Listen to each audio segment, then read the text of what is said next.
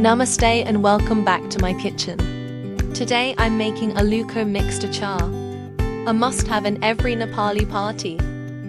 So let's start cooking. For this achar I'm using thinly sliced carrot, cucumber and radish.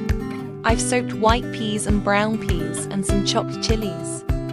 Now let's put some salt in all the sliced vegetables and mix everything well.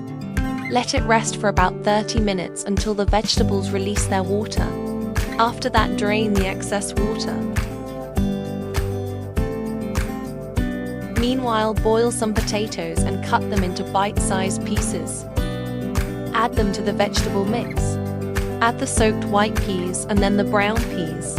Add some salt to taste, some red chili powder, turmeric powder, Sichuan pepper, and some chopped coriander leaves. Heat some mustard oil. Add some fenugreek seeds. Once oil is hot, add chopped chilies and dry red chilies. Turn off heat and add some turmeric powder. Now pour this oil over the mixed veggies. Now, squish some fresh lemon juice. Add some ground black sesame seeds. Now mix everything well. You can use a spatula or your hand.